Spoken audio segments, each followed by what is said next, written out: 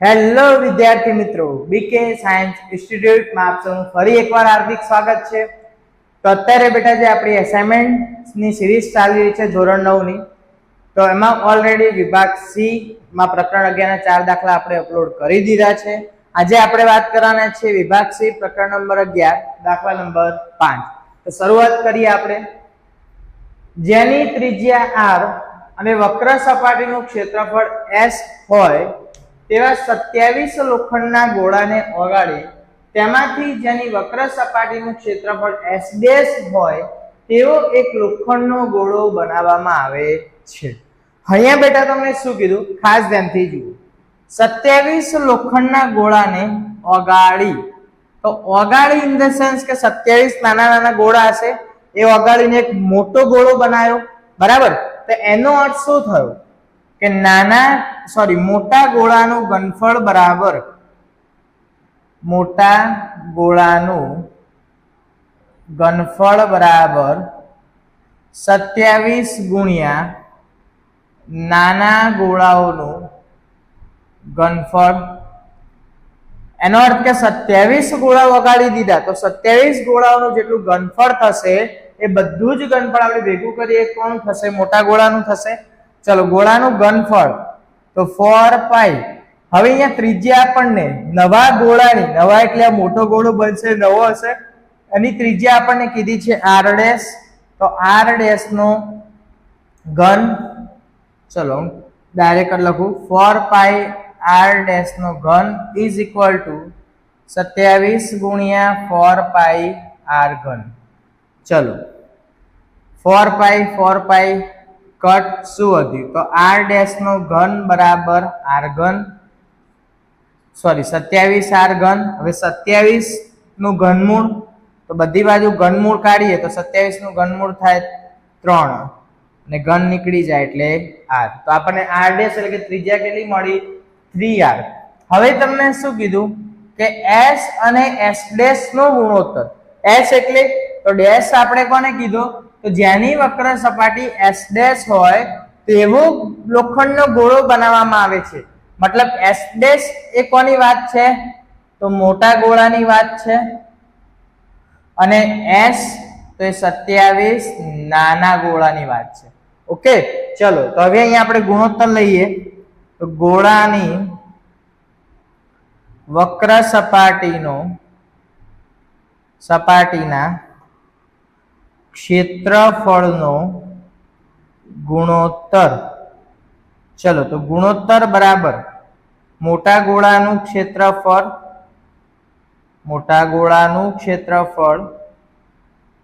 છેદમાં નાના ગોળાનું ક્ષેત્રફળ. ચલો, છેદમાં નાના ગોળાનું ક્ષેત્રફળ. ચલો, મોટા ગોળાનું ક્ષેત્રફળ તો શું થશે બેટા, બોલો. ક્ષેત્રફળનું સૂત્ર શું થાય ગોળાનું, તો અહીંયા ઘન હતો એની જગ્યાએ સ્ક્વેર, 4 પાઈ r સ્ક્વેર. ચલો,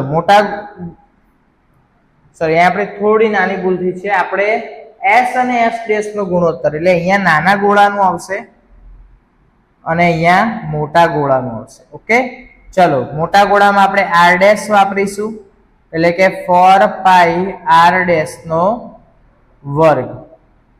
ચલો 4 પાઈ કટ. હવે r ડેશ તો આપણે એઝ ઇટ ઇઝ રાખીએ, સોરી r નો વર્ગ એઝ ઇટ ઇઝ રાખ્યો. r ડેશ એટલે આપણને કેટલા મળ્યા હતા, 3r મળ્યા હતા. તો અહીંયા થશે 3r નો વર્ગ, તો r વર્ગ અપન 3r એટલે 9, 3 નો વર્ગ 9 અને r વર્ગ કટ, તો 1/9 એટલે રેશિયો કેટલો આવ્યો, 1/9. ઓકે, ચલો અહીંયા બેટા થોડું તમને કહી દઉં કે હમણાં આપણે જે આગળનો દાખલો ગણ્યો એ એસાઇનમેન્ટની અંદર એકચ્યુઅલી 6થા નંબરનો દાખલો છે, આપણે 5 કરીને ગણી નાખ્યો છે, બરાબર. એટલે એટલી ખાલી તમે ભૂલ જોઈ લેજો. તો હવે આપણે એક્ઝેક્ટલી 5મા નંબરના દાખલાની વાત કરીશું. એક લંબવૃત્તીય નળાકારમાં બંધ બેસે તે રીતે. હવે અહીંયા લંબવૃત્તીય નળાકાર, ચલો આ રીતે એક નળાકાર છે, બંધ બેસે તે રીતે 2m + 5 સેમી વ્યાસ વાળો એક ગોળો મૂકેલો છે. તો અહીંયા એક ગોળો મૂક્યો છે, તો ગોળાનો વ્યાસ અહીંયા આપણને આપેલો છે. ગોળાનો વ્યાસ બરાબર 2m + 5. જો નળાકારની ઊંચાઈ 21 સેન્ટીમીટર, તો નળાકારની ઊંચાઈ કેટલી આપી છે અહીંયા આપણને 21 સેન્ટીમીટર હોય તો m ની કિંમત અને ગોળાની વક્ર સપાટીનું ક્ષેત્રફળ શોધો. હવે અહીંયા બેટા એક શબ્દ ધ્યાનમાં લેજો. એક લંબવૃત્તીય નળાકારમાં બંધ બેસે તે રીતે. તો બંધ બેસે એનો અર્થ શું થયો કે નળાકાર છે એની અંદર તમે ગોળો મૂક્યો તો ગોળો એક્ઝેક્ટલી નળાકારને ફિટ થઈ ગયો. તો હવે હું આ ગોળાનો વ્યાસ ગણું તો ગોળાનો વ્યાસ આ રીતે હું ગણું તે કોના જેટલો થાય? નળાકારની ઊંચાઈ જેટલો થાય. તો એનો અર્થ શું થયો કે ગોળાનો વ્યાસ બરાબર નળાકારની ઊંચાઈ. ચલો ગોળાનો વ્યાસ 2m + 5, નળાકારની ઊંચાઈ 21.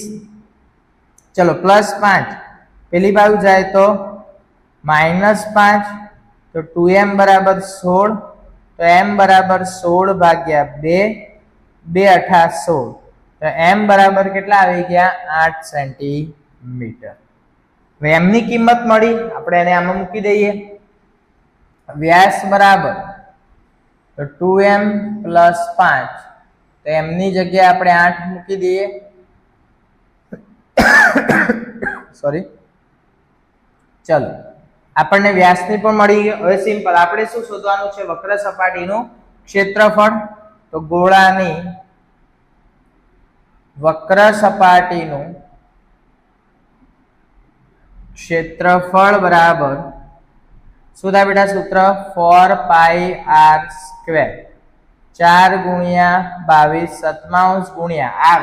તો ત્રિજ્યા કેટલી છે બેટા? તો ત્રિજ્યા તો આપણે ગણી જ નહીં, ગણી દઈએ. ચલો ત્રિજ્યા બરાબર વ્યાસ ભાગ્યા 2 એટલે 21/2. ચલો તો 21/2 ગુણ્યા 21/2. ચલો 7 તરી 21, 2 11, 2 દુ 4, 11 દુ 22, 22 તરી 66, 66 ગુણ્યા 21. ચલો 66 ગુણ્યા 21, દશકની 0, 2 છંગ 12 નો બગડો, વધી પડી 1, 2 છંગ 12 ને 13, 6 6 8 3 1, 1386 સેન્ટીમીટર સ્ક્વેર. ઓકે. નંબર 7. એક બસ સ્ટોપને રોડના બાકીના ભાગથી જુદો પાડવા ફરી ઉપયોગમાં લઈ શકાય તેવા કાર્ડબોર્ડથી 50 પોલા શંકુ બનાવ્યા છે.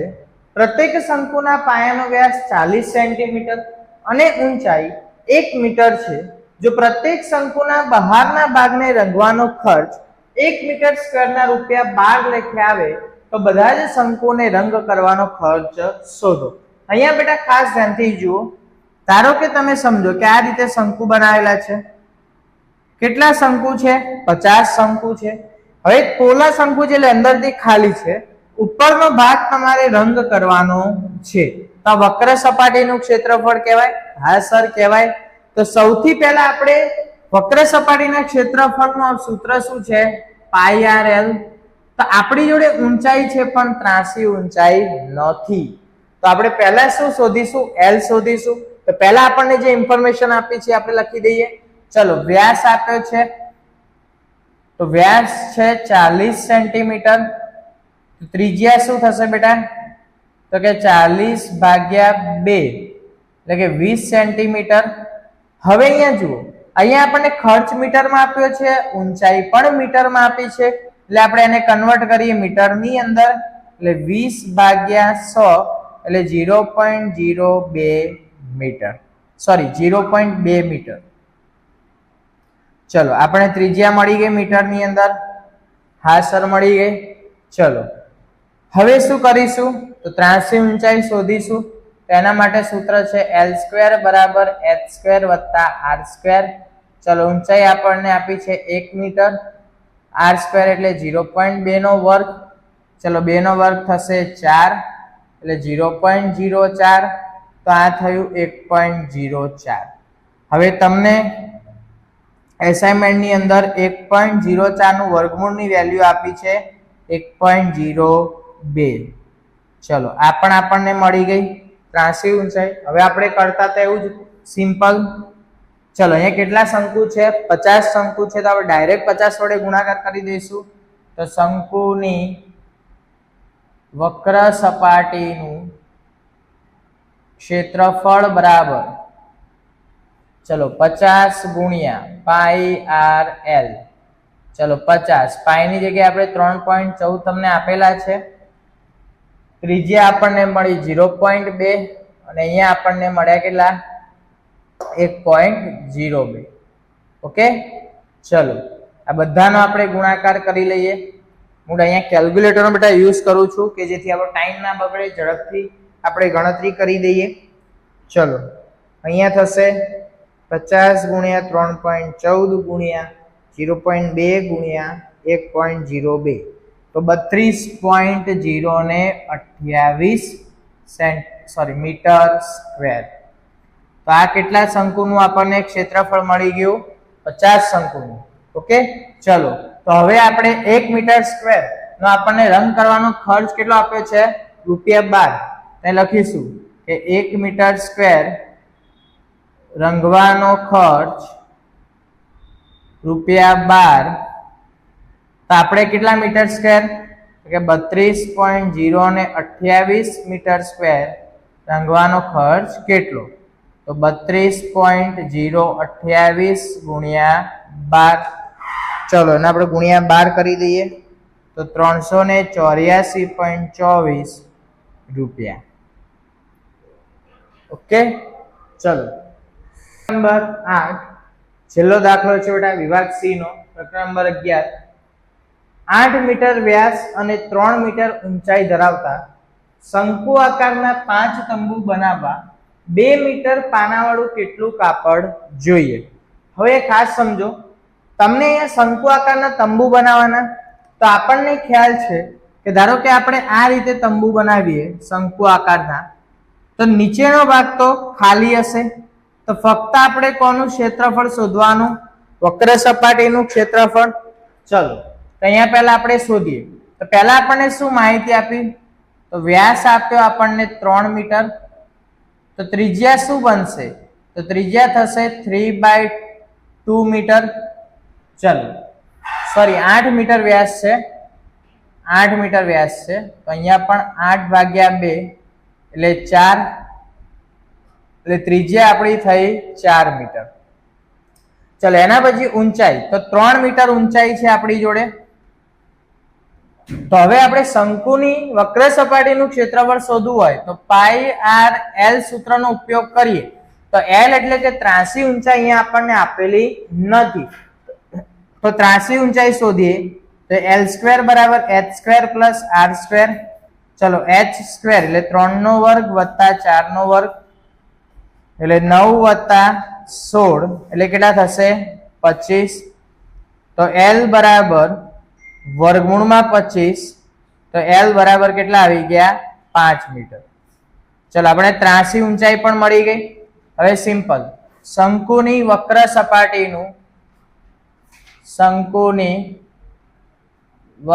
સપાટીનું ક્ષેત્રફળ બરાબર પાઈ આર એલ ગુણ્યા, અહીંયા કેટલા તંબુ બનાવવાના છે? 5 તંબુ એટલે 5. ચલો પાઈ એટલે 22/7, ત્રિજ્યા આપણને મળી 4, અહીંયા કેટલા? 5, અને એલ પણ આપણને કેટલા મળ્યા? 5. ચલો તો અહીંયા આપણે એક કામ કરીએ, આપણને રકમમાં લગભગ 3.14 આપ્યા છે. ઓકે, 4 પંચા 20, 20 પંચા 100 એટલે 3.14 ગુણ્યા 100 એટલે 314 મીટર સ્ક્વેર. ચલો તો અહીંયા આપણને 5 તંબુ ની શંકુની વક્ર સપાટીનું ક્ષેત્રફળ મળી ગયું, એટલું 314 મીટર સ્ક્વેર. પરંતુ અહીંયા તમને શું કીધું કે 2 મીટર પાનાવાળું કેટલું કાપડ જોઈએ? તો 2 મીટરનો અર્થ શું થાય? તો ધારો કે સમજી લો કે કાપડ એટલે કે કેનવાસ આ રીતે લંબચોરસ છે, તો લંબચોરસનું ક્ષેત્રફળ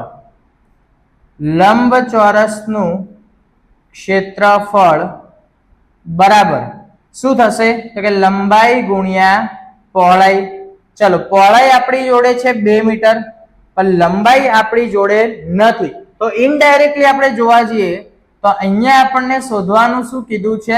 લંબાઈ શોધવાની કીધી છે. તો એનો અર્થ શું થયો કે આપણે આ જ કાપડનો ઉપયોગ કરીશું, 2 મીટર પાનાવાળું કાપડ. ઓકે, તો ચલો, શંકુનું ક્ષેત્રફળ બરાબર કાપડનું ક્ષેત્રફળ. ચલો, શંકુનું આપણને કેટલું મળ્યું? 314 મીટર સ્ક્વેર. ચલો, કાપડનું તો શું થશે? તો લંબાઈ ગુણ્યા પહોળાઈ. પહોળાઈ આપણી જોડે છે 2 મીટર. ચલો, 2 ગુણાકાર આ બાજુ આવે તો ભાગાકાર. તો 314 ને આપણે 2 વડે ભાગીએ તો 157. તો 157 મીટર આપણે કાપડ જોઈએ. ઓકે, ચલો, તો અહીંયા બેટા આપણે સેક્શન સી સંપૂર્ણ રીતે પૂરો થયો. ચેનલ પર નવા હોય તો ચોક્કસથી ચેનલને સબસ્ક્રાઇબ કરજો કે જેથી હજી આગળ સેક્શન ડી ના વિડીયો આવવાના ચાલુ રહેશે, તો નવા વિડીયો તમને મળતા રહે. Okay, thank you.